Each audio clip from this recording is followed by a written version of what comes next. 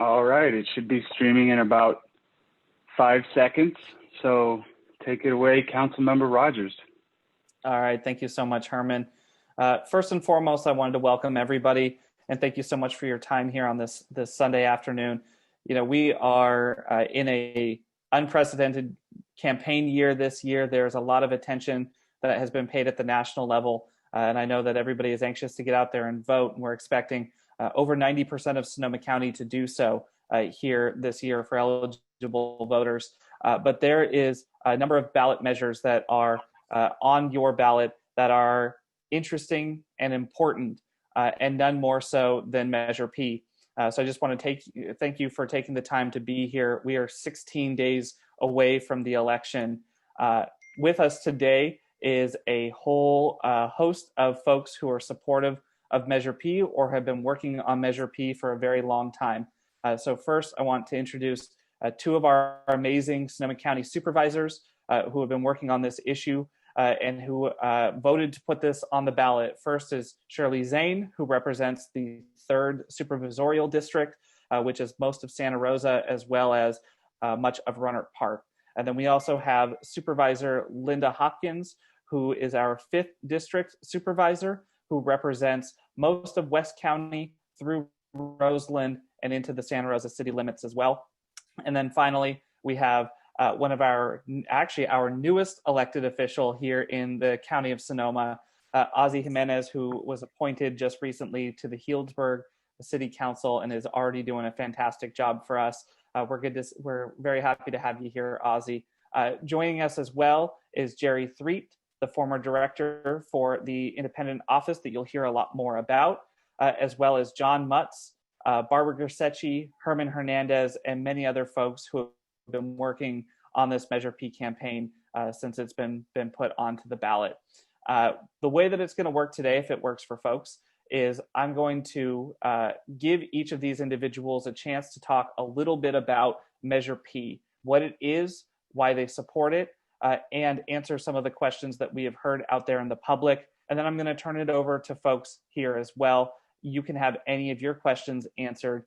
And because Zoom is a new territory, we are going to ask folks, if you start putting some of your questions into the chat, people can start to answer them in their presentations. And then towards the end, we'll get into a Q&A as well with some of the experts who are able to answer some of the more complicated questions here with Measure P. And with that, I'm going to first and foremost turn it over to Jerry Threet. Jerry, if you would like to give us a quick overview of Measure P, what it is, how we got where we are, and anything else that you'd like to say about the measure. Jerry, go ahead. Okay, hold on. Need to get my slideshow going.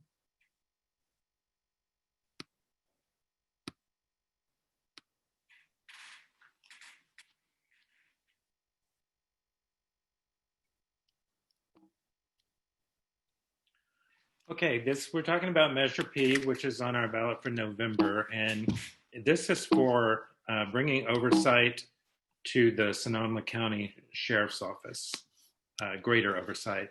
So this ballot measure would strengthen ILARO. So first, I'm just going to go through this pretty quickly because we're going to have a lot of time for question and answer. But a lot of people just ask, what is the office that provides oversight currently? It's called ILARO. It means the Independent Office of Law Enforcement Review and Outreach, and it provides independent civilian oversight of the Sonoma County Sheriff's Department.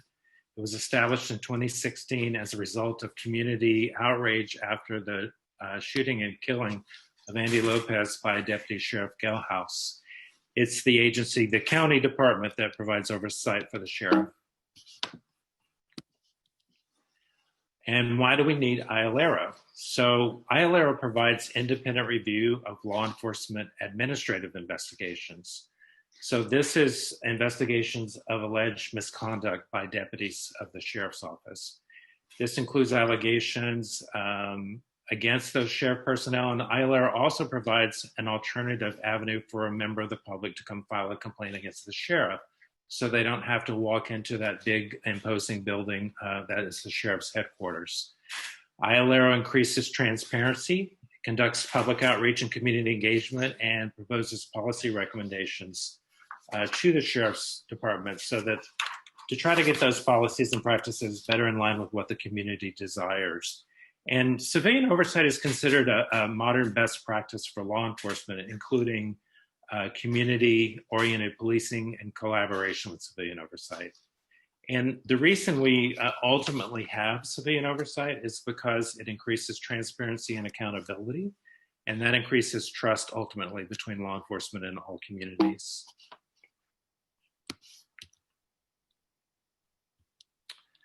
So why do we need Measure P? What is the problem that we're addressing?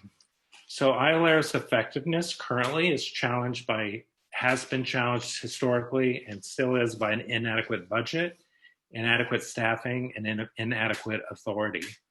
And finally, the Sheriff's Office has sometimes refused to grant ILAR access to all the relevant records and information that it needs to do its work. So what will Measure P do to address these issues? Measure P will strengthen and improve ILARO in several different ways. It mandates mutual collaboration with the Sheriff's Office. It mandates ILARO have access to all the records, reports, evidence, and databases it needs to see to do the work. It establishes clear authority of ILARO to conduct independent audits and, for the first time, independent investigations in some cases. And it provides independent subpoena power to ILARO so it can do those investigations.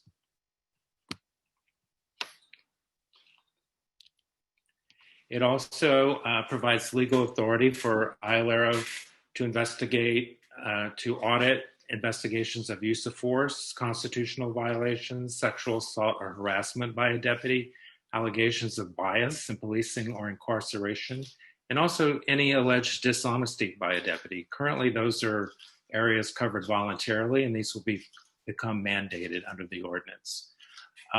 It does all this with no new taxes and authorizes an adequate budget equivalent to 1% of the sheriff's budget, so that ILARO will have, moving forward, guaranteed minimum adequate funding.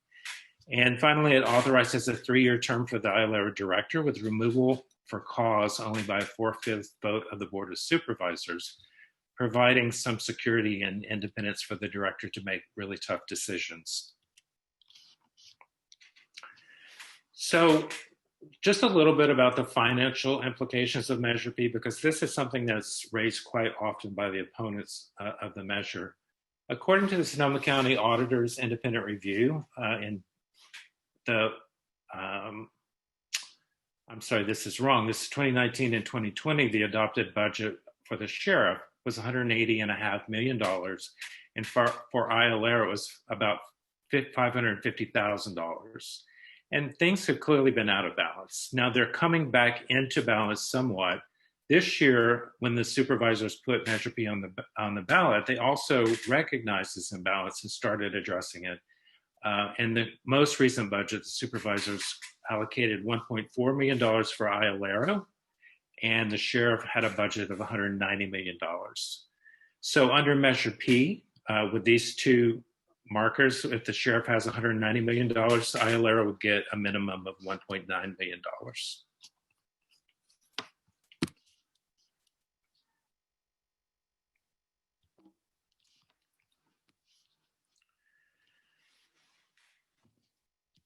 So if you compare that budget that we're talking about, it's really not such a lot to ask. If you look at what the Sheriff's Department has seen recently, they had a $2.7 million increase in their annual liability insurance premium cost. And these are from excessive force claims against the department.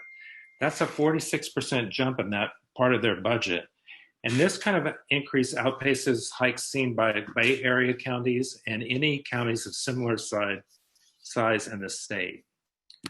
Not only that, but last year alone, there were over $6.6 million paid out to plaintiffs who had sued over excessive force or wrongful death claims. And we have many more claims in the pipeline right now over similar issues that we'll be seeing come to the board for resolution.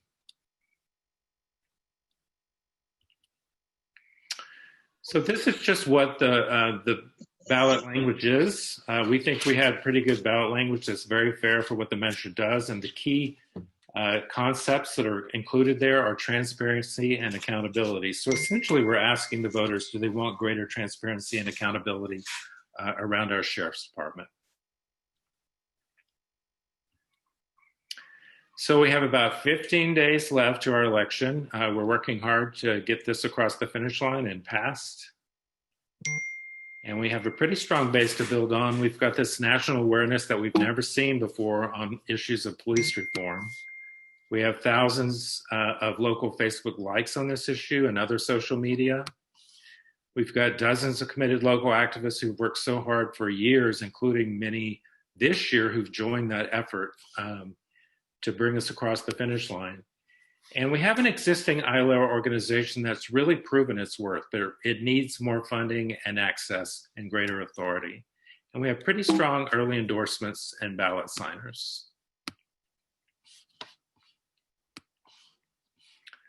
So some of our endorsement, these are organizational endorsements. We have the Sonoma County Democratic Party, NAACP, North Bay Labor Council, Redwood Psychological Association, National Organization for Women, North Bay Organizing Project, ACLU, Green Party, very wonderful organizational endorsements. And some of our elected officials, some of whom are joining us in this Zoom meeting, we have a wide variety from top to bottom of our county delegation supporting this measure.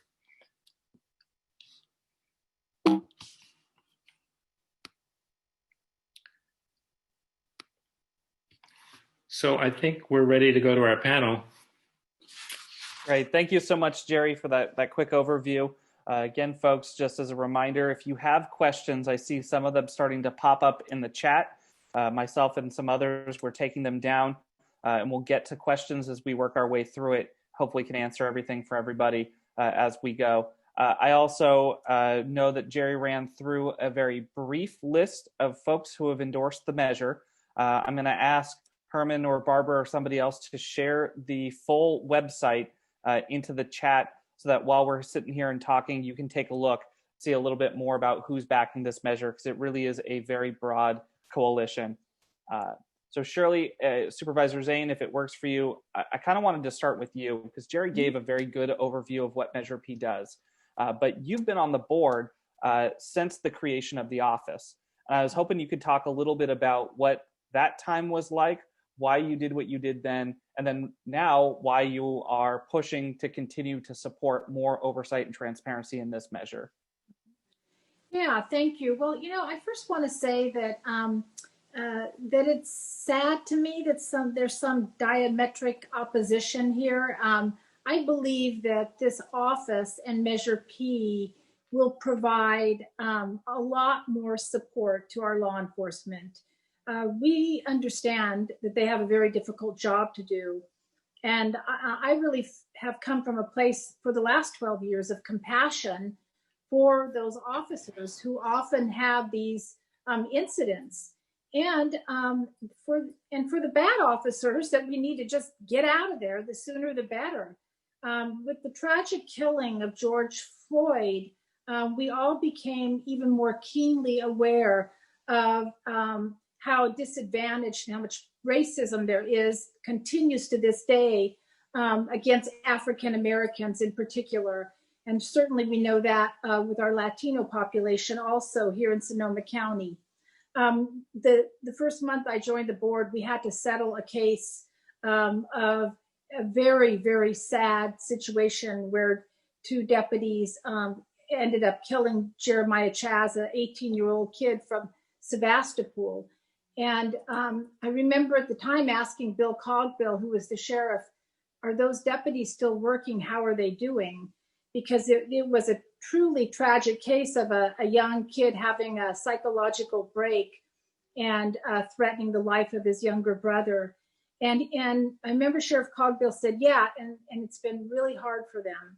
So I want to emphasize that this is so important because with that oversight and accountability, we will have better policing and better outcomes. The fact that our insurance is going up by 50% because of these settlements is just atrocious. And I'm scratching my head why any law enforcement would not want to have that assistance. It truly is assistance. It's not going after people. It's recognizing how hard the job is and then giving that accountability in terms of those investigations and the policies that need to be changed. So again, I want to stress better accountability will mean better policing and better outcomes. And here's the real clitcher: less human tragedy, because that's what we're after. We're after less human tragedy in the end. And it will save taxpayer money, because every time we have to settle one of these cases, it's millions of dollars of taxpayer money. We established a task force real quickly when Andy Lopez was shot by Sheriff Galehouse.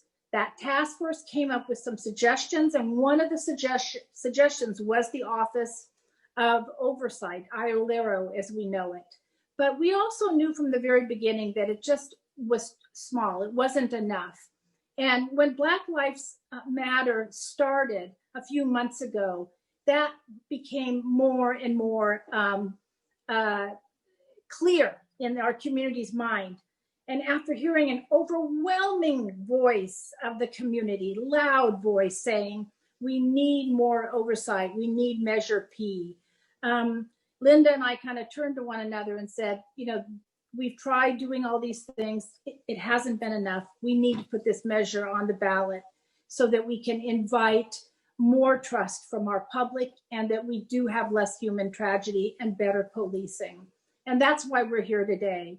And I thank you for all of your interest and for your work for this really important measure. And I think you saw by some of the endorsements, including the Press Democrat, that this is really the right time to put this into place. Thank you. Thank you, Supervisor. And I do want to give a shout out too. I see Tavia has joined as well. Tavia has been just an absolute champion and leader here on this issue. So Supervisor Hopkins, I'm going to come to you next. You represent the Roseland community. You also represent areas of the county that are covered by the sheriff's office, with communities that rely on the sheriff. So I was just hoping you could talk for a minute about why you have been such a strong supporter of Measure P and what that'll mean to your constituents as well throughout the county. Thank you very much for the question. I mean, one of the reasons that I'm supporting Measure P is that it's about damn time. Some people oddly have accused us of rushing this to the ballot without any kind of thought. I want to be very clear that Measure P started in 2013 when Andy Lopez was shot and when the Board of Supervisors formed the Kaye Task Force. And actually, not all of the Kaye Task Force recommendations were implemented at that time due to budgetary constraints, due to community concerns. And so this actually allows us to honor that critical work that began 7 years ago. And actually the measure itself has been in draft and was circulating, as early as a year ago. So there's no rush. And it feels like in many ways, this has been so long in coming. It's about damn time that we step up and actually get this done in Sonoma County. Number two, I really think about this honestly as a mom. And seeing the grief that other members of our community have felt from people who were killed at the hands of law enforcement and really didn't feel that they had anywhere to turn, right? Not anywhere that they could go into, an office and have those conversations and feel like there was accountability and transparency around what happened. And then also where they could actually create an impetus for change, for better policies. It's crazy to think that in my 4 short years of being on the Board of Supervisors, I have had to vote to approve millions of taxpayer dollars to go out to bereaved families and parents. And I just really hope that we can come together and actually fight for positive change. What are better policies? That's what this is fundamentally about. It's not necessarily about pointing fingers. It's about coming together and getting some oversight, getting some accountability, and getting some meaningful positive change. The last thing that I would say is that it is, being a representative of so much of unincorporated Sonoma County, the sheriff's office is it, right? And so it's very challenging when you feel like you don't have a path to hold the sheriff accountable when, when things you're noticing challenges in your own community. And so for me, actually having some place that my constituents can turn to, that is not just me, because at the end of the day, I don't control the sheriff, right? I don't have direct jurisdictional authority. And so I hear those stories, but I don't actually have the ability to go in and investigate things myself, right? And to make those meaningful changes. And so I think that actually empowering the office will then in turn empower those constituents to actually see that when they go through something, when there's an experience, there's actually a meaningful response. And it's also going to an office that's not completely overburdened and unable to really go through and provide those best recommendations. Thank you so much, Supervisor. I really appreciate it. And now I'm going to go to Ozzie. Ozzie, first of all, congratulations again on your appointment to the Healdsburg City Council. I know you've been just an absolute champion and a great voice. You've put yourself out on the ledge early on this measure, particularly for somebody who is new to elected office. And I was hoping you could talk a little bit about why you felt like it's so important and what you are personally trying to do to raise up voices in your own community.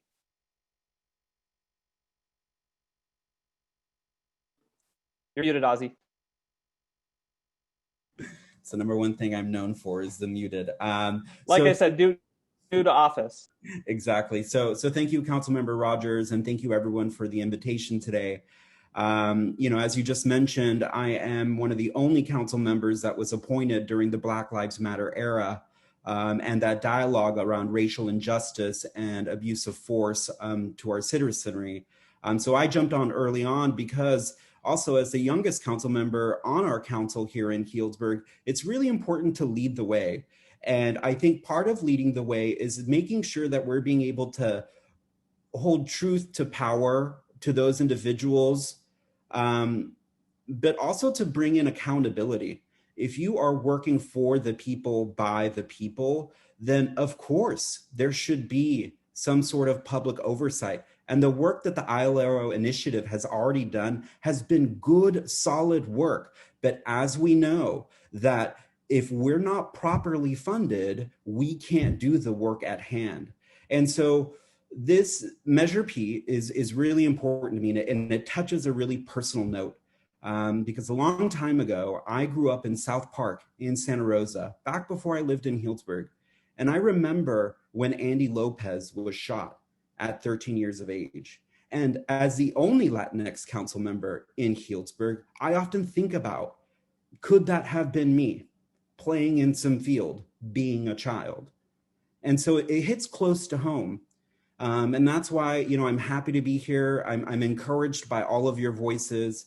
As it relates to me right now on city council, I think what we have, and I'm going to say it, is we have a sheriff that's going rogue. And I think, when I get a phone call from the San Francisco Chronicle and they're asking me, why is it that your county is still in purple? It's a cumulative thing, right? Many pressures are affecting why we're still in purple. But part of it is united leadership with our county supervisors. And I think for me, one of the reasons why I signed early on with Measure P was because I felt it was really inappropriate to have our sheriff go against the health order that Dr. Mace mandated. And so here we are 8 years later with small businesses wanting to be at the 25% capacity. And with all the myriad of issues that we've had this year due to COVID, we need our sheriff's office to be accountable. We need oversight, and we need it now. Thank you so much, Ozzie. So now, folks, if it works for you, so we've talked a little bit about what the measure does. You've heard from some community leaders about the need for greater transparency and accountability in law enforcement, and that's what Measure P ultimately delivers. We also have received email after email from supporters who are concerned by some of the messaging that the No on P campaign has put out there. And I'll tell you, I've been working in politics, working on campaigns for candidates and issues that I cared about since I was 18. And I know that one of the number one rules is that you don't amplify the message of the opposition. But I actually think it's pretty important for us to take this on head on today. We're talking about transparency. We're talking about accountability. So if it works for our panelists, I want to ask you to respond a little bit to some of the criticisms that we are hearing from the No on P campaign. And Supervisor Zane, I'll start with you. The one that I hear the most is how obnoxious the giant signs that say "Don't defund our deputies" are. And I know you are particularly concerned with that level of rhetoric. So I'll ask you, does this defund the sheriff's office? Absolutely not. Absolutely not. You know, kind of the original iterations of it, and Jerry can expound upon this, it was to take some of that money from the sheriff's office. But when the county council, when the lawyers looked at it, they said, well, you can't do that. But we have other pots of funding. We fund things all the time, you know, on the board. And we absolutely, we added a lawyer, 2 lawyers, I believe, to our IOLERA office during the budget. But, you know, that is a blatant lie. And to say that we're going to defund deputies, it's just a blatant lie. In fact, during the budget, and Supervisor Hopkins can attest to this, we added back all of his cuts that he had proposed because everybody had to do cuts this year. And everything got added back. And no, we were not even planning to take away the helicopter. That was something he put out there as a political ploy, quite frankly, and then tried to bully us on Facebook about it. So it discredits law enforcement. People want to believe that law enforcement at the end of the day are going to protect them, but that they have integrity and honesty. And to put out signs that are blatantly dishonest to try and scare people away from simply voting on a measure that will ask our law enforcement for better accountability and transparency, that's wrong. That discredits the sheriff. I have worked with 4 sheriffs now.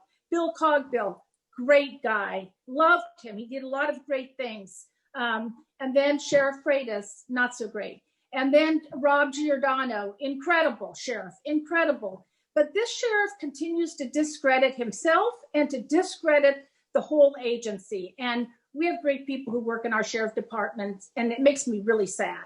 It's just a flat out lie. Thanks so much, Supervisor.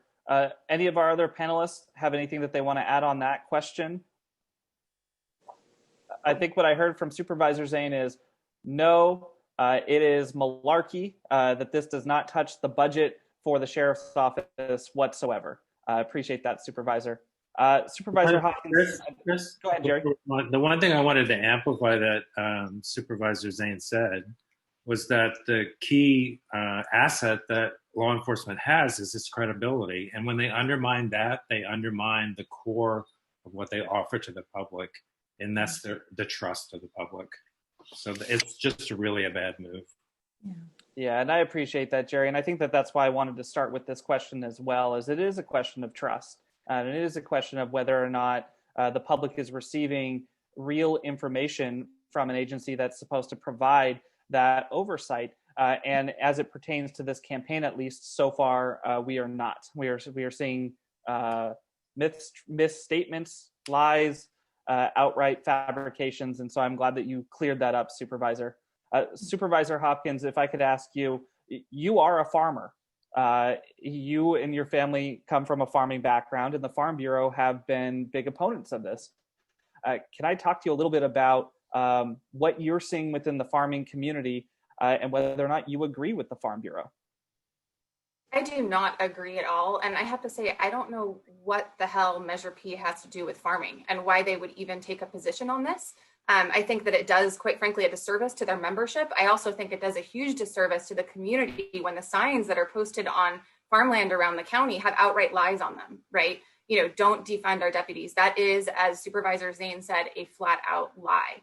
And, you know, I also question where the money for those signs are coming from, because, you know, we have a Fair Political Practices Commission for a reason, and we can't seem to find any statements around the thousands of dollars that are clearly being used to distribute these signs around the county. But, you know, I think it's really important to recognize that the Farm Bureau Executive Board does not necessarily speak for all farmers in Sonoma County. I strongly support Measure P, as does my husband, who is currently actually at the farm stand selling pumpkins as I'm speaking. So there are tons of farmers in our community who are actively supporting Measure P. And please don't think that the Farm Bureau speaks for all farmers in any way, shape, or form. I appreciate that, Supervisor Hopkins. And I have actually, Barbara Grassetti is also on here, who is also a farmer. She's waving to the crowd as well. So I know as those signs have gone up, we've seen plenty of people come out saying, but wait a minute, I'm also from the agricultural community and I completely support Measure P. But I think we need to continue to amplify those voices. One thing that you hit on there that I think that we need to dig a little bit into, and I'm going to come to Ozzy here for a second, is this convoluted process by which people can create a name, create an account, and try to run an opposition campaign. We read in the Press Democrat, it's been very difficult to actually suss out who is behind all of the money that's been put into this. Ozzy, you and I were talking about it. It is the Committee for Transparent Justice that is opposing Measure P. Can you just talk about that a little bit as somebody who's been involved in this movement and how that makes you feel and folks that you talk to feel? Yeah. It doesn't make me feel a certain way, but it is telling. And I think what it tells me is that when you have an organization where you don't know who's running it or who's behind it or where the dollars are, that's telling. And then when they take our community, they take our farmers, they take our public safety officials, and they pit one group against the other so that we can all other and kind of fracture ourselves. I mean, it's a really simple game that they're playing. And I think everyone here on this call knows better. They know that if we don't know where your money is coming from, if we don't know who's funding and you're not willing to put your name on it, that's telling. So that's what I'd say. All right, thanks, Ozzy. Now, I have been paying attention to the chat, as I mentioned, seeing some of these comments come in, some of the questions that I've already sent to some of the supervisors. Some of them are a little bit more technical, and so I'm going to bring in a couple of our experts here, Jerry and John, to see if you can help us.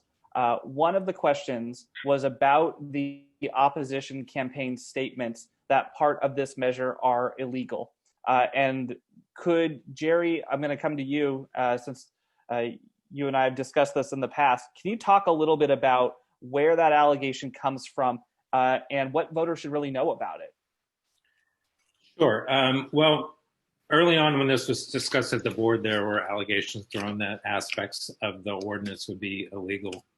So one of those came from the Deputy Sheriff's Association. They're claiming that it was illegal for the board to put this on the ballot without negotiating the provisions with them. The county council was very clear that there was not merit to that. And if you look at the appellate case law, it's very clear that when a public entity like the county wants to implement civilian oversight of law enforcement, that's not a matter that needs to be negotiated with labor unions. It does not, legally, it does not affect working conditions. And if you think about it, everything ILRO is going to do is going to remain a recommendation to the sheriff, which the sheriff can choose to accept or to not accept. And when the ultimate authority lies with the sheriff, it's hard to see how you can make an argument that it's going to change the working conditions of the deputies. Another thing that has been said is that this was said early on by the sheriff, which is that the board didn't have the authority to delegate subpoena power to ILRO. I have believed all along that under state law, that authority was there for the board to delegate. But if it was a question, it no longer is. The legislature passed a new law called AB 1185 that made very clear that every board of supervisor has the authority to delegate subpoena power to a civilian oversight agency. And then the last one is a question about whether we can set a minimum budget for ILRO through a ballot initiative. There are some mixed cases in this area, and it may be something that's going to have to be resolved in the courts. But every time you do something new like this, there's almost always a court challenge, and that's how we finally get the answers to these things. And I believe that that provision is very defensible in court. Great, thank you so much, Jerry. John, first of all, I'm going to have you introduce yourself a little bit to the folks in the public who might not know you. But one of the questions that I keep seeing pop up as well is whether or not Measure P is anti-law enforcement. And if you could share with folks your background and why you, as a former member of law enforcement, have been driving so hard on this measure, I think it'd help folks to understand the measure. Sure, Chris. My name is John Mutz. I'm a former station commander, Los Angeles Police. I have over 40 years in law enforcement. I worked as a rural deputy sheriff. I worked for the California State Department of Justice, and then did a 25-year career in Los Angeles. And for the last few years, I've been an advocate for police reform around the country. Chris, as you said, this oversight is a benefit to law enforcement. I mean, one example is the ILERO's ability to process whistleblower complaints. One of the issues you have in the police culture is it's not safe for good officers, in this case, good deputies, to come forward when they see misconduct or when they see corruption in their department. There's a whole host of former police officers around the country, whistleblowers, who have been severely punished for coming forward and telling the truth about what has gone on. So just this one element of this whistleblowing clause is really important. As been said, the majority of police officers and deputies are out there doing a good job and really, trying to live their mission. And this measure helps them do that. It ensures integrity in the system. It puts a light on favoritism and nepotism, and ensures the highest quality of their operations. The issue is really not with the rank and file. The issue is with leadership. Leadership's responsibility to be accountable for what happens in the organization. So this is where it really gets stressed. The last thing I'd say too, Chris, is that all around California and around the country, boards of supervisors have been frustrated in many cases with the actions of their sheriffs.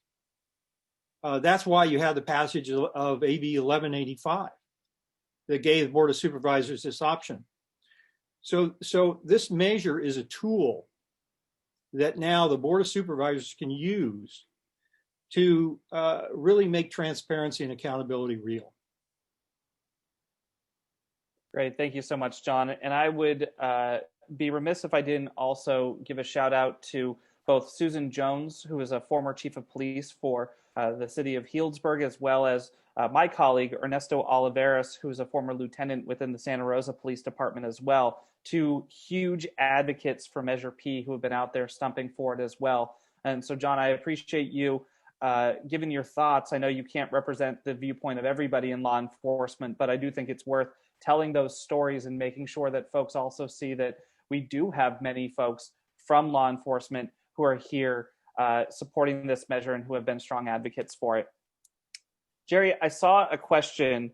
It asked specifically about the Measure P's ability to subpoena.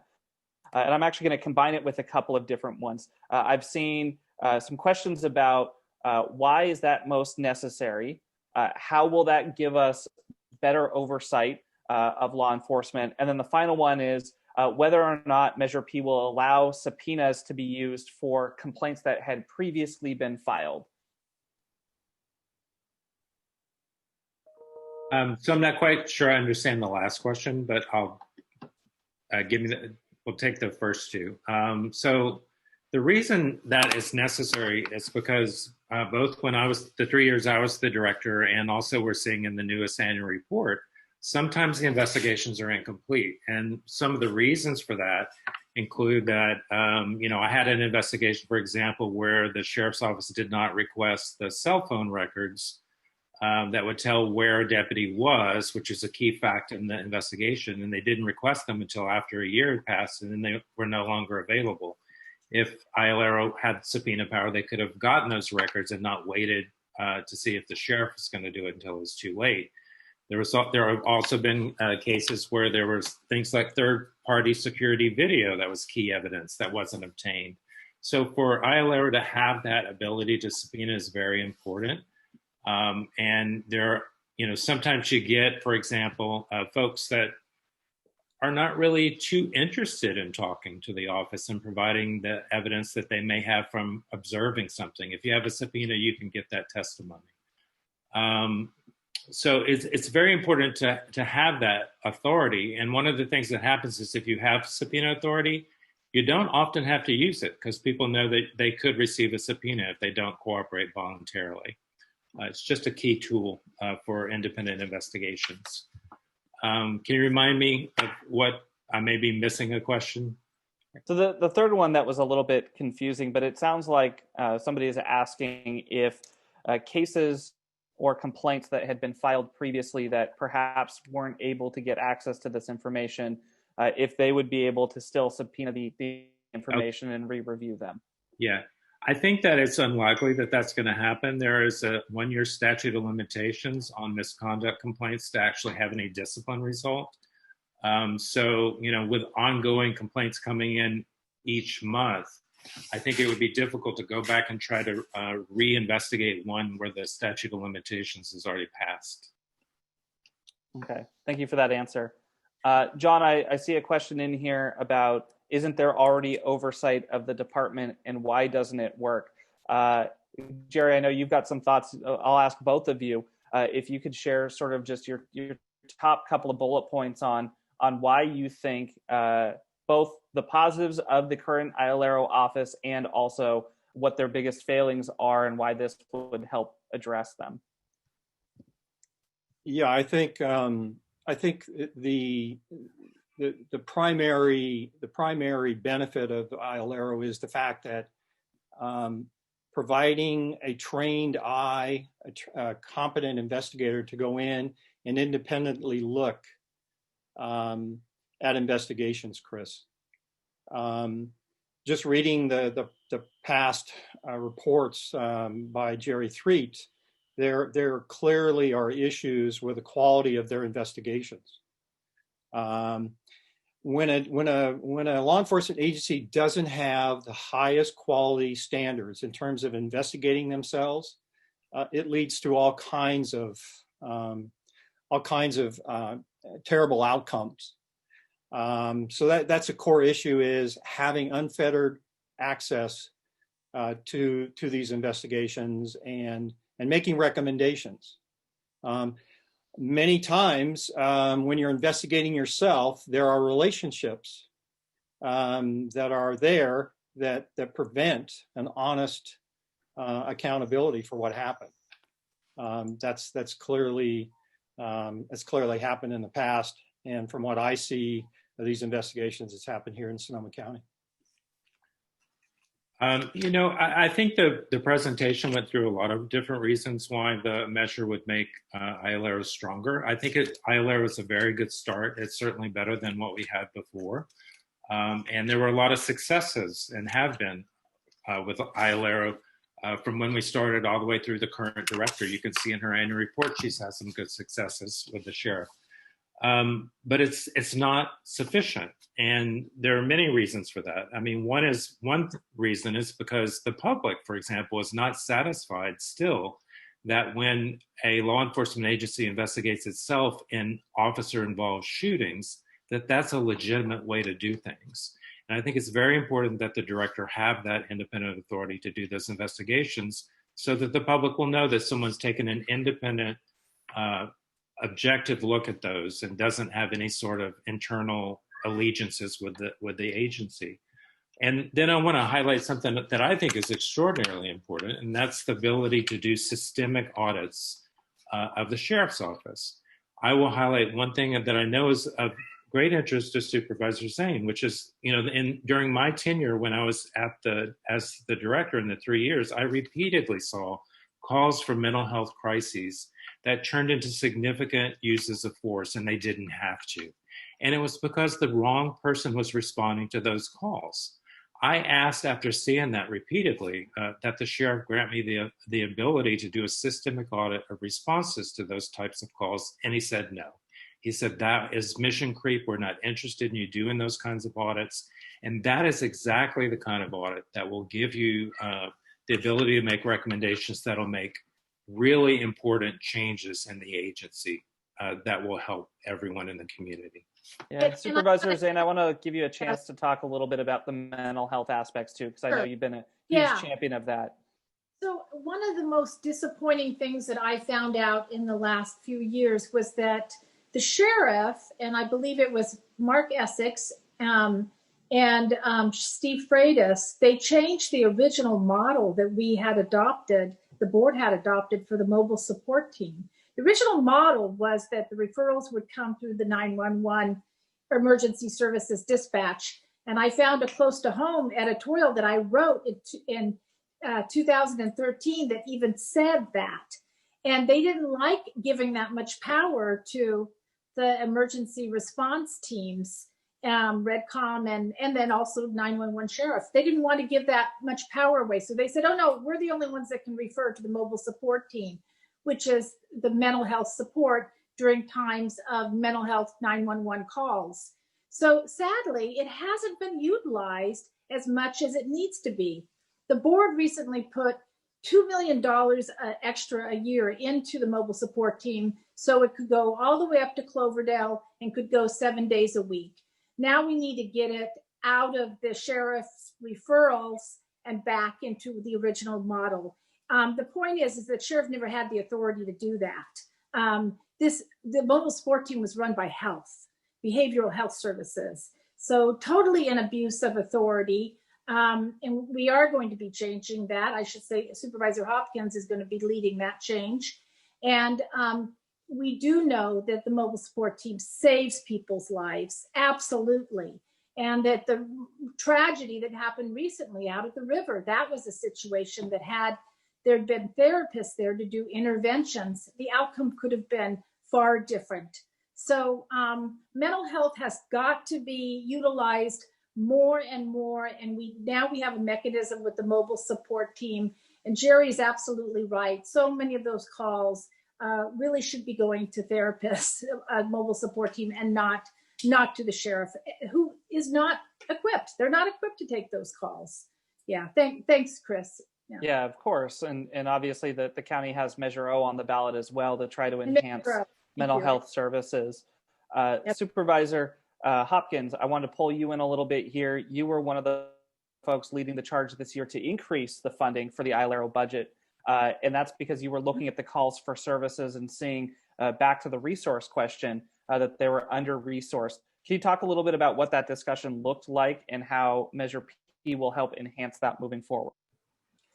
Absolutely. And I will say that I have been intending to try to, increase the budget for ILARO ever since I got elected, because it was truly, unfortunately, set up to fail. Just because you can't have one person basically running an entire department responsible not only for audits, but also for community engagement, and then also supposed to be working on, the development and suggestion and recommendation around best practices. Those are three critical elements of the ILARO office, and it is just impossible to do that with one person and then a support staff. So we did go ahead and make that commitment this year, which I'm really proud of. We have been facing some challenging budget years due to our fires, really, as well as the flood that we experienced in 2018. But this will bring even more funding to the department and will enable us to do more of that community engagement and outreach piece that is so critical. A lot of the communities that have been particularly impacted by law enforcement are communities of color in Sonoma County. You can't just sort of set up an office in a government building and expect people to feel safe to come to you. And so it's really important that we have adequate funding for actually going and meeting people where they are, for, being part of the community, and for, going in there and recognizing that people need to feel safe in order to come forward and speak their truth. And so my hope is that, this increased funding will really allow us to meet that, what I consider the triple objective of IOLARIO, which is the audit function, but it's also the community engagement and then the recommendation around best practices so that we actually move the needle. So it's not just a bunch of people coming in and saying, hey, I've had this really horrible experience, and then there's a dead end. That's the worst thing ever to do in government, is to set up what you think looks like a solution, but then really it's just a place for, complaints and concerns to go into a black hole. So in my opinion, we need to get those three things done, and we just need more people to actually do that. Yeah, and Supervisor Zane, I see in the chat there's some question here about some of the budget cuts that did happen this year as a result of COVID across the county. Can you talk about what is truth and what is fiction in terms of what was cut in the sheriff's budget? And is it in any way related to Measure P and IOLARIO? You're muted. We restored all of that funding. There was even the sheriff had even put a part-time dispatch person, the 911 dispatchers, on the cutting block. And I said, no, let's put that back in too. That's really important.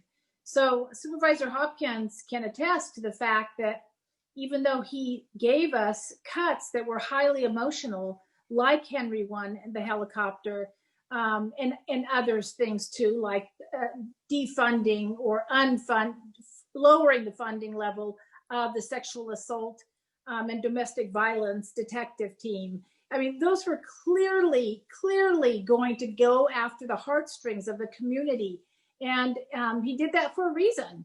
But the point is that we found the funding, we gave it back to the sheriff, and all of that got funded again. The crisis intervention training, which is the mental health training for law enforcement, that continues. And we have funded that for many years now. And my only beef with it is that it needs to have quarterly updates. So like continuing education, if you're a teacher, you're a doctor, whatever, a nurse, you always have that continuing education. We need more of that. And I think the correctional officers have talked to me many times in the jail that they want more of that too, because they're facing just this epidemic of people with mental illness in the jail today. So basically all of those myths saying that we defunded those services, not true at all. Right. And Ozzy, you and I as city council members, we have to figure out how to always fund good governance things, right? Whether it's audits, whether it's transparency, it's our job doing our budgets to make sure that we find that money to be able to do it, because for the sake of good governance, you need that trust and that respect from their community. Do you want to talk a little bit about budgeting? The only item I would say around budgeting, and maybe Supervisor Shirley Zane can maybe illustrate it a little bit more, is all these lawsuits that have been happening over the mismanagement. And so if we didn't have, I can't recall the number off the top of my head, but it's in the millions of what we've paid out to families who have been victims of excessive force, perhaps the sheriff's department would be able to handle his budget a little bit better. Yeah, I would agree with that. I mean, again, more accountability, better policy, better training, better outcomes, less human tragedy. That's the equation. At the end there of all of those building blocks is less human tragedy. And I can attest to over 12 years of having to settle absolutely tragic cases. Time and time again, there was a case where a man took his life up in Fountain Grove because it was a domestic violence call, but he needed support and help to back down out of a situation. And instead, the sheriff sent in a tank-like equipment that terrified him and led to his suicide. You know, we've had the cases of Andy Lopez. We've had the cases of Jeremiah Chass. We've had the cases of Supervisor Hopkins can fill in more and more and more. But, you know, sometimes those settlements happen because we don't want to perpetuate it in the press, and we don't want to also cause more human suffering. As in the case of Andy Lopez, the healing has not happened in the community. That's one of the reasons, many reasons, why we need to put Measure P on the ballot. That healing has not happened. There's still a huge level of distrust, and we need to do everything we can to change that. We have great law enforcement people who work for us in the sheriff's office, but there are people that frankly just shouldn't be there either. And we don't want to enable them. We want to get rid of them. So that's the other reason why we have accountability and why we need more transparency. So thanks for the question. Yeah, absolutely. And we are about an hour in. So Jerry, I'm going to come to you and see, is there anything that you kind of expected to hear in the town hall, or any important messages that you want to put out there to the public that we have not heard yet, or that you think is important? Yeah, I think that passing this measure is important to keep faith with our young people and our community members who've been out on the streets pushing for this hard. It's very meaningful to our community. And this is what they want, to feel safer in this county, to feel like they're being listened to. And this is the time we need to do it. John, anything else? Yeah, Chris, what I would say is there's a clash here. There's a clash of values. There are the values that we hold true for most of us in Sonoma County, democratic values. And then there's the values that the sheriff has expressed in not only what has been said in public, but behavior as well.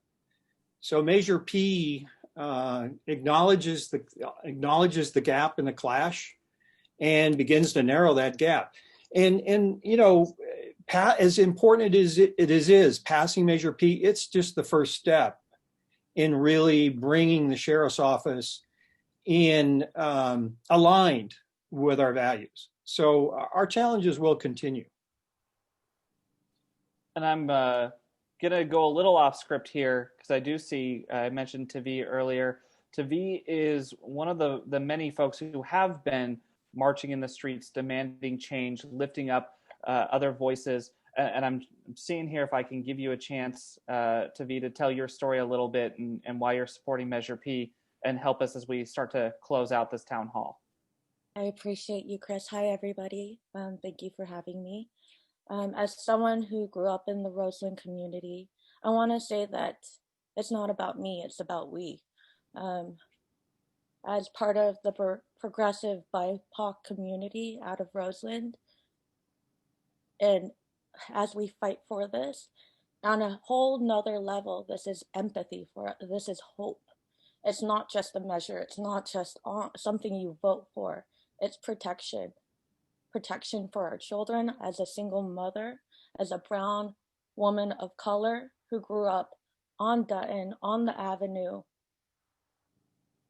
I organized a caravan as a form of unity yesterday.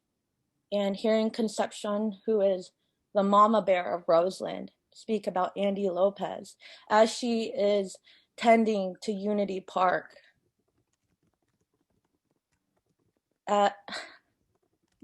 This is more than just a movement.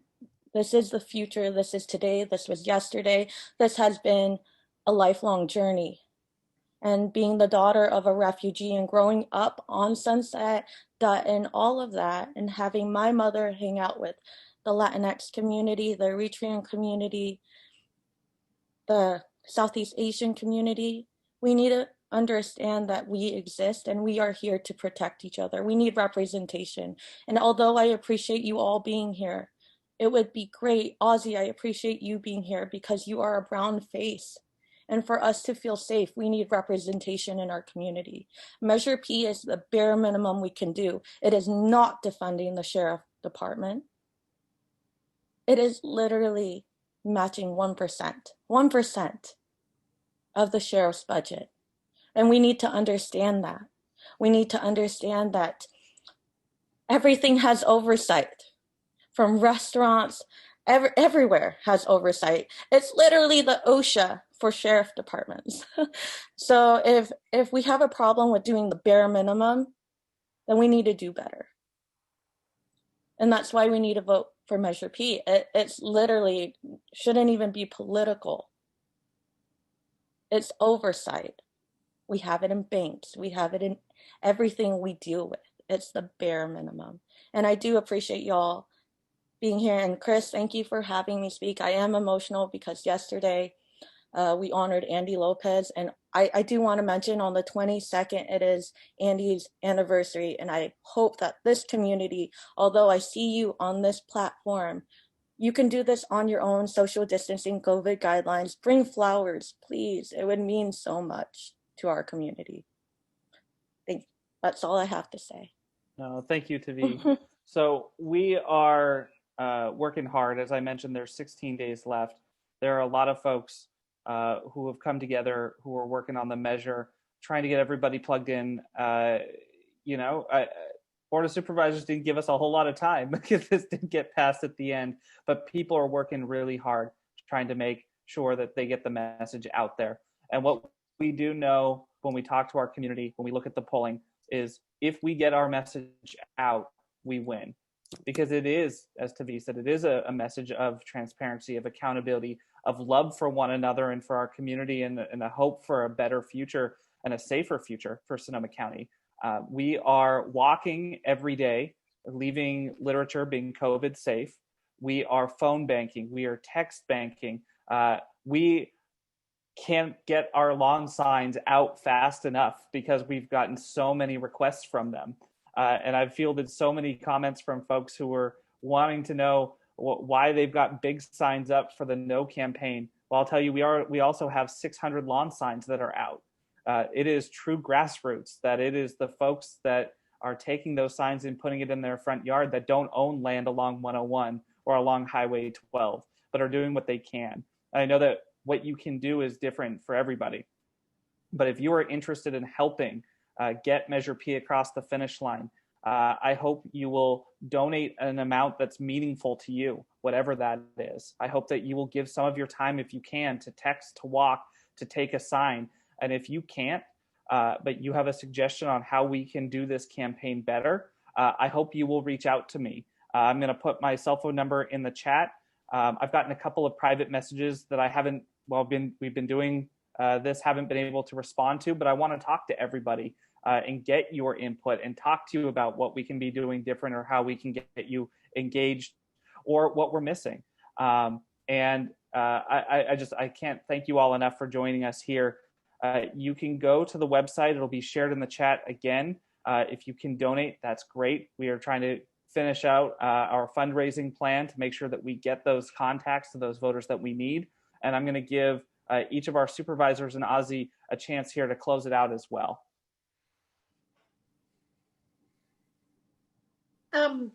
I just want to say that I think a vote for Measure P is a vote to create a more trusting, healthy community in Sonoma County. And it is absolute time. We have faced too many human tragedies. We want oversight. We want accountability. We need it. We need it desperately. And the very poor actions of the sheriff in terms of the public health order and really waging war against the Board of Supervisors, which I have never seen before in 12 years, really demands that he be accountable. We voted him in office, we can vote him out of office too. It's time for a Latino or a woman to be sheriff, in my opinion. Yes on P, go to the website, donate, and don't forget to go to Yes on O also, because that's supporting mental health services. Thank you. Supervisor? I don't think that there's anything that I could possibly add to this conversation. And so I just want to say what she said, and by she, I mean Tavi. And if she wants to take my time and say a little more, I would love to hear it. Ozzy, would you go before me? Oh, yes. To all the incredible women that have been speaking today, it's your voice that keeps pushing things forward. It's the year 2020. Haven't we been through enough? As a 34-year-old, You know, I would have expected more at this point. And so a vote for Measure P is a vote for the future in oversight and accountability for our sheriff's department. And I want to give a special message out there to my Healdsburgers, because up in North County, I'm not seeing a whole lot of yes on P signs, but I will tell you this. Herman G dropped off a boatload of them to my store the other day. So if you're in need of a lawn sign, I will personally go out to your home and I will put one on your lawn. So reach out to me here in the chat. I'll go ahead and put in my email address, and if you need a sign, I'll come by and drop one off. All right, I appreciate you, Linda. I really do. I do want to mention that, this is 2020 and my pronouns are she, her, but I know that there are a lot of non-binary, queer people that have been fighting for this as well. And so I want to acknowledge that. So I appreciate you all in this movement together. There's a lot of chants we say when we protest. And one of them is, together united, we'll never be divided. And usually I'm way louder than this, but y'all, I can't scream at you. In the streets, we march. In the streets, we're peaceful. And, with the intensity I have out in the community, it's time to wake up. It's time to wake up our neighbors. We can't be complacent in this. And this goes with the entire communities. We need to protect each other. And with elections around the corner, the time is now. The time is now. Andy would have been able to vote. And also those that grew up with Andy Lopez are able to vote. We need to push that. We need to honor ourselves as mentors, but we need to provide a platform for our youth to be those mentors. Measure P is the bare minimum. It's the bare minimum of doing the right thing. And with that, representation, a way for the future, diversity, inclusion, we need to stop using those words and actually represent it. Other than that, I appreciate you all. I'm voting yes on Measure P. I have a 6-year-old boy, and you know what? As a brown single mom, I'm going to keep him safe. I'm going to keep my neighbors safe, and I'm going to keep the families safe. Who, Ozzy? Yeah. Do you know him? I heard your name, Ozzy. But I appreciate y'all again. I am very much still processing yesterday. This is an intense month for all of us. We've been working relentlessly, and we are relentlessly resilient. And Linda, I appreciate you. Shirley, I appreciate your words as well. You've said a lot of amazing things, and you've been supportive, and thank you for being an accomplice. Chris, you've been an accomplice. Jerry, y'all are real ones. John, you too. I'm going to give a speech, joking, but I really do think that this community, we can do better. We can do better. Everybody on the Zoom call, we can do better to represent and uplift our BIPOC communities. Because I need to see more faces such as myself, such as Ozzy. We need more Black representation because my Black siblings, they've been fighting hard, and I've been fighting hard for them as well. So we're here, and we need to do this together. Delashay, I see you on here. I know you're a real one too.